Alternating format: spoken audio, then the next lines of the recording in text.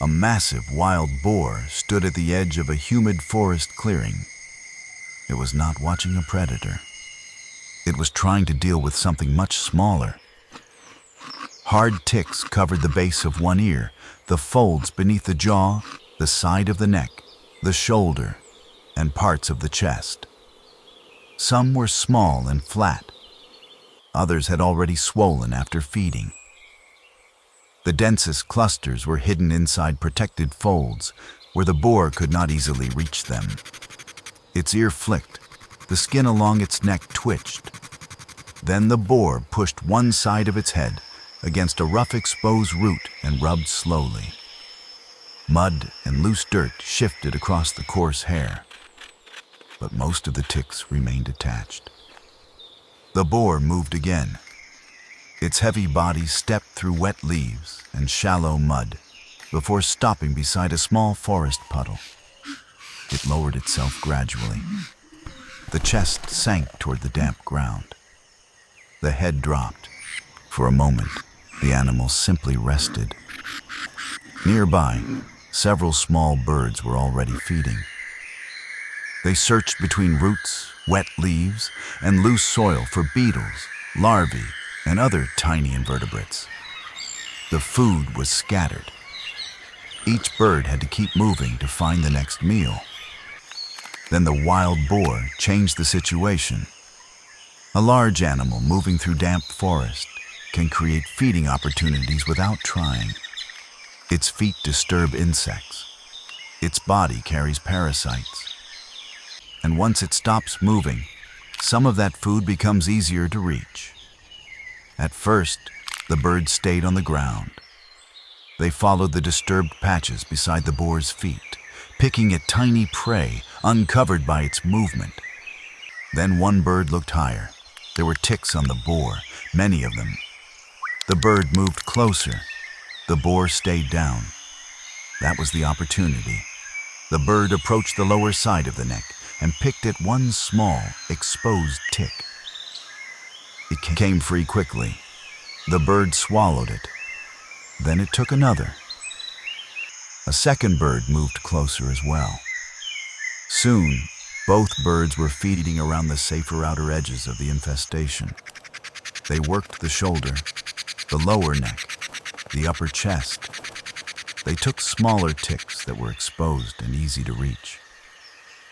The boar tolerated them briefly, not because it was inviting them to help. The birds were simply too small to matter while the boar remained still. But one area offered a much larger reward. Behind the ear, inside a deeper fold, one swollen tick was noticeably larger than the others. The focal bird saw it first. It stepped higher along the boar's shoulder. The second bird stayed lower, watching, waiting. If that larger tick came loose and fell, there would be competition immediately.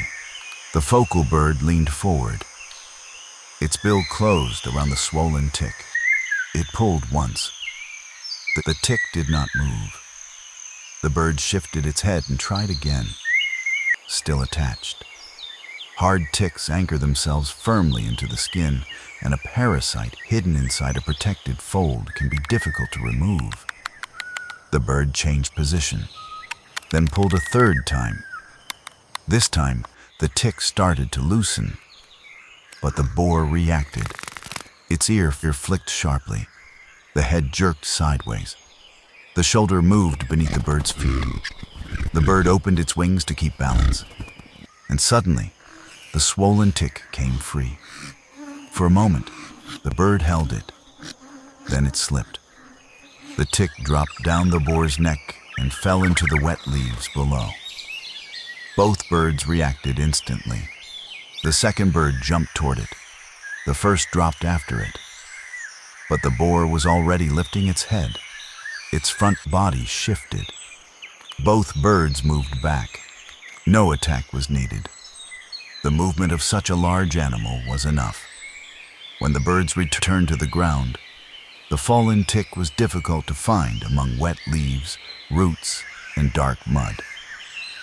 The biggest prize was gone. So the birds changed strategy. They stopped pushing toward the deeper ear fold. Instead, they returned to smaller exposed ticks along the outer shoulder and neck. They also continued searching around the boar's feet for insects disturbed by its movement. The rewards were smaller, but the risk was lower. And that is what makes this interaction interesting. This is not a rescue. It is not friendship. And the wild boar is not deliberately asking the birds for help. The birds are feeding. The boar may receive limited incidental relief when a few ticks are removed, but most of the infestation remains, especially the parasites hidden deep around the ear, jaw, neck, and other protected folds. In a humid forest, a large animal can become an entire feeding opportunity for smaller species. Its movement exposes prey. Its body carries parasites, and opportunistic birds learn to exploit both. For the birds, the most difficult places can hold the richest food. For the wild boar, the irritation is far from over. As it remained beside the muddy forest floor, the birds continued feeding only while the giant allowed them to stay close.